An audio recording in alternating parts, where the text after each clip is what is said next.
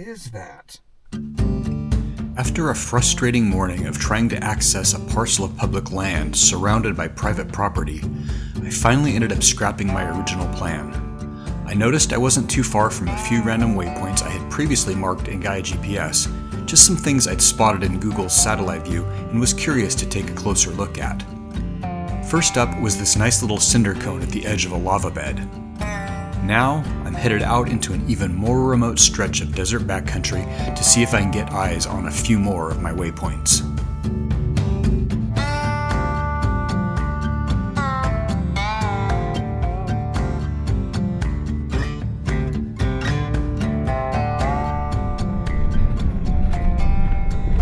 I don't know what it is about the desert. Every time I come out and do some solo trek in the desert, I'm compelled to pontificate about how amazing it is to just be out in the open as far as the eye can see, and the scent of the sage and the solitude. But it's really true. It's just such a pleasure to be out here. I enjoy it so much. Such a contrast from the Western Oregon forests, which I love, but I think that's part of what makes the desert special, is that it's just so different. It's just a few hours of driving and you get out into just a whole other world where there's just nobody. It's just nobody.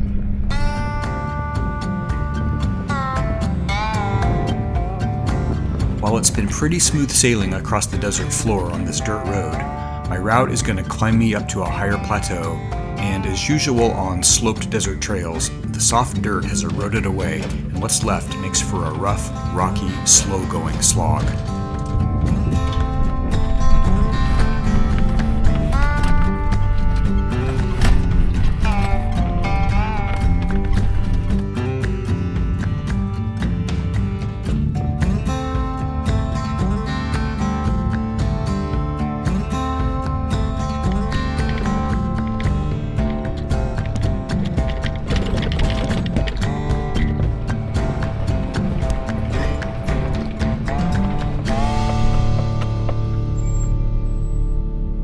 I think I can see one of the things I came out here to look at. Never ever would have noticed it just driving along this road. I think that's part of it right there. I'll show you this shot and see if you can see it. Do you see it? I'm gonna get a little closer and then put the drone up and see if we can see it. Okay. I'm very, very close. I may even be actually on the edge of it. I'm not positive.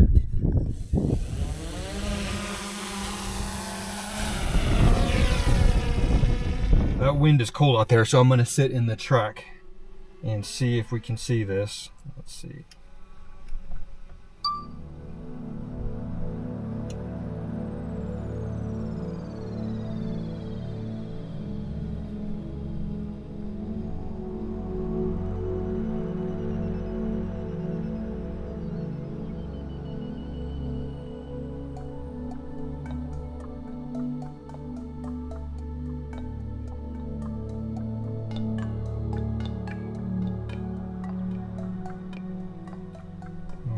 So if we look left here,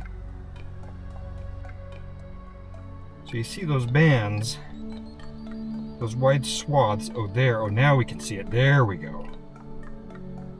Let's see if we can get up a little higher here. Okay, you see that now? Obviously, this isn't a geological oddity. That's man-made. But why? Why? Now there's a fence line, it looks like, running around it. I don't appear to see fence going diagonally through it. I think I'm down here in the corner. Yeah, there's me right there.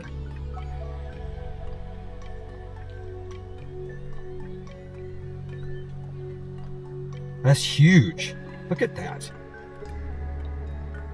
I mean, yeah, I noticed that in the satellite imagery. And I was like, what is that? I mean, clearly, at one point, everything got just cut down, sliced down, bulldozed down, I don't know. And so that's left those marks. I can see right there in front of me the sagebrush and then the thinner area where the sagebrushes come back, but you know, I can definitely see that band going out there. But why? Why a big X out in the middle of the desert like this? Do you have any ideas at all? We are 100% on BLM land. This is public land. I drove right up to it. There's no signage of any sort. That's pretty big. If you look at the truck all the way down there in the corner, I think I can use the Google satellite view to measure what the dimensions of that are. And so I'll put that on the screen. I don't know. I wanted to take that road out here along that ridge, and I saw that and I thought, well, let's just go see what this is. Just something to come and look at. Thought maybe on the ground I would see something that would make me understand, but I don't understand. The only thing that occurs to me is fighter jets have flown training flights over this area for decades. When we were out here in 2020 looking at a 1973 crash site, a couple of fighter jets buzzed over us. Could this have been some sort of navigation marker or emulated target? I don't see anything of significance there at where the X crosses. I'm gonna run low on battery here pretty soon. I should have put a new one on. I don't know. Low battery warning. Yeah.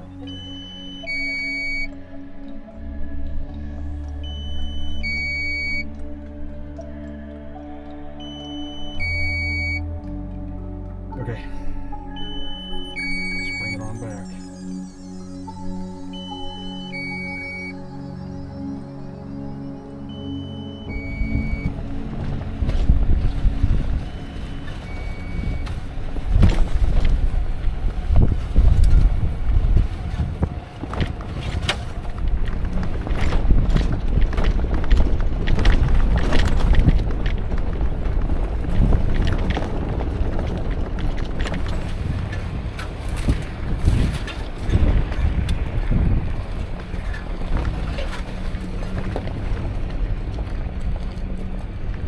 This is really some open, featureless desert with only the gentlest of rolling hills. But something else out here caught my eye in satellite view. And this one's not really mysterious.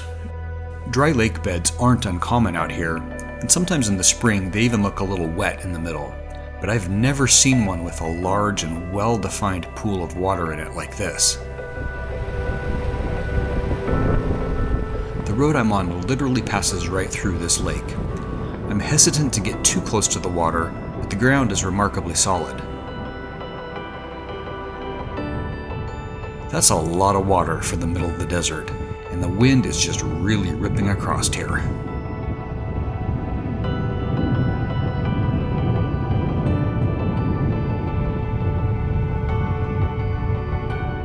It's weird how the water just oozes out of the otherwise dry-looking ground and snakes towards what remains of the lake.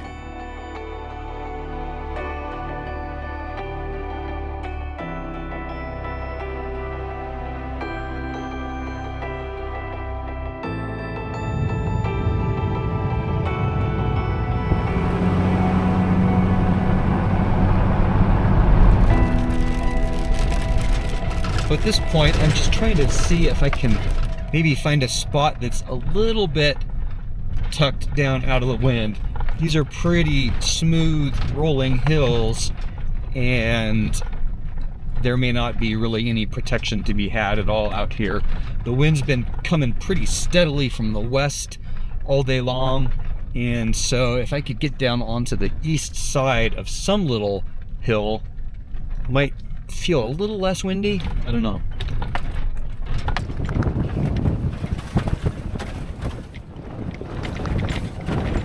I've poked up several side roads, but can't find anything that gets close enough to a hill to offer any amount of protection.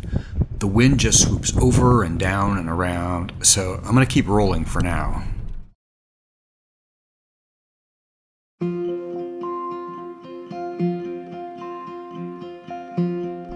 Finally, I found a spur to a site that's tucked up into the east side of a fairly steep ridge, with a much nicer view than I expected to end up with this evening. The wind still swirls down in here a bit, but overall it is much more calm than it was out in the open.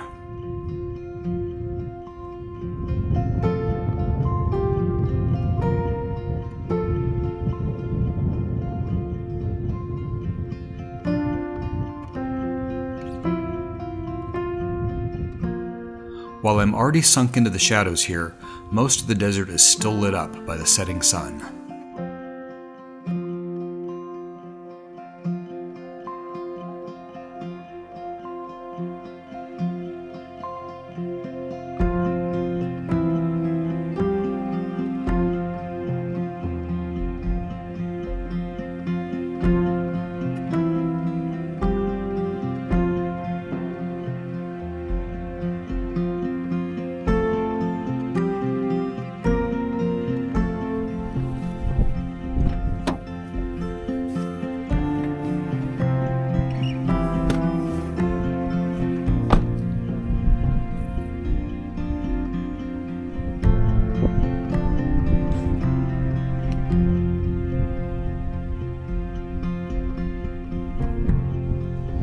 Still got some wind here, but it's not nearly as bad as what I was experiencing in other places. And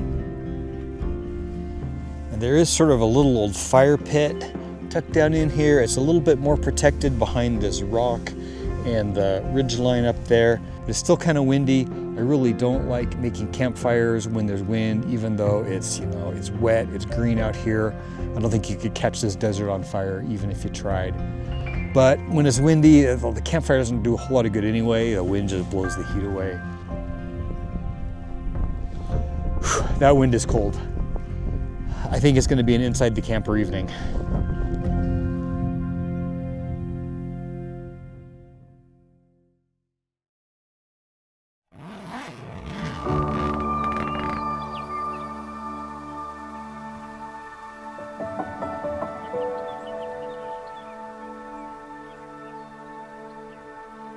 In the desert, the pre-dawn light often paints the sky in a palette of peaceful pastels.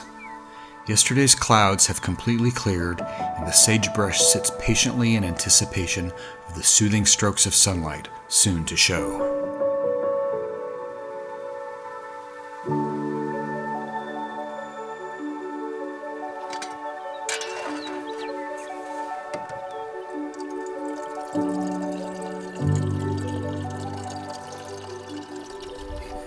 Fortunately, the wind ended up dying down last night.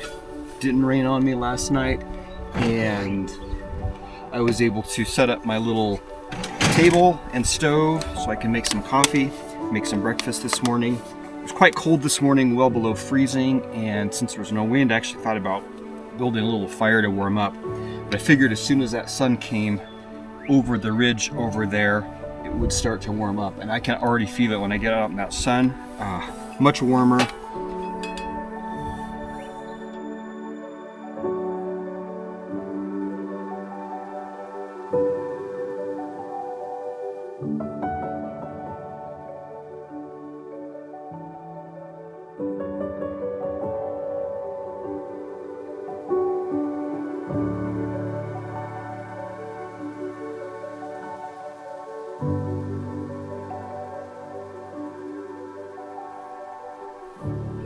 Last night I had spotted some cows out at sort of the base of that next ridge over there.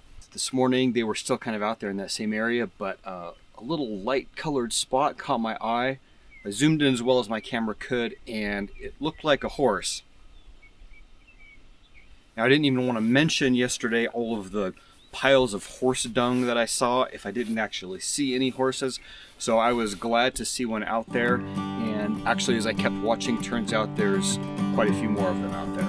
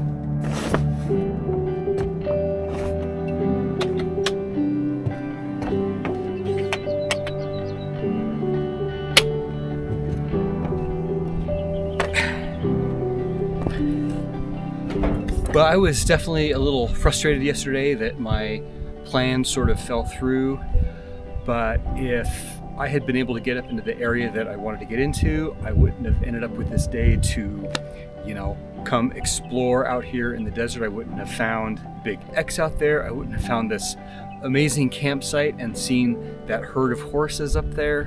Really just can't complain at all. Anytime I get out here into the remote Oregon desert, it's always pleasant.